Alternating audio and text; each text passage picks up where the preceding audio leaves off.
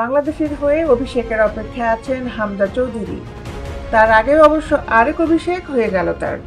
শুধু অভিষেকেই থেমে থাকেনি বিষয়টা, তিনি দারুণ খেলেছেন, হয়েছেন ম্যাচ সেরা, জিতিয়েছেন তার দল শেফিল্ড ইউনাইটেডকে।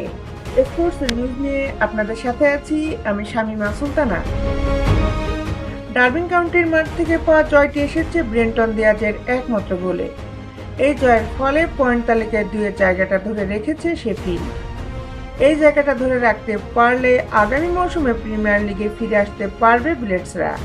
এই ম্যাচে হামজা চৌধুরী আলো ছড়িয়েছেন বেশ। মিডফিল্ডার হিসাবে তার কাজ রক্ষণ সামলে আক্রমণে সহায়তা করা। হামজা চৌধুরী সেই অ্যাসাইনমেন্টটা ভালোভাবেই শেষ করেছেন। 61 বার বল ছুঁয়েছেন, ড্রিবল একটাতেও বল হারায়নি।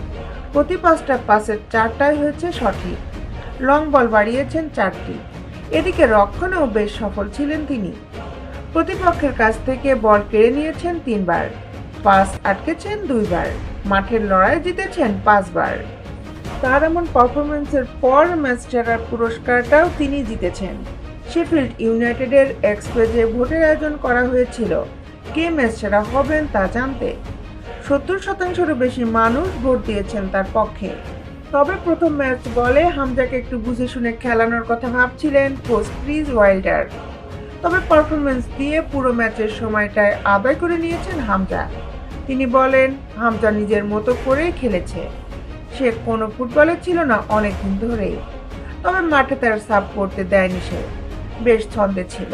ভাবছিলাম তাকে 70 মিনিটের পর তুলে নেব কিনা। তবে সে এমন পারফর্ম করেছে যে তাকে আর তোলাই গেল না। দেশ বিদেশের খেলার আপডেট নিউজ পেতে আমাদের সাথেই থাকুন।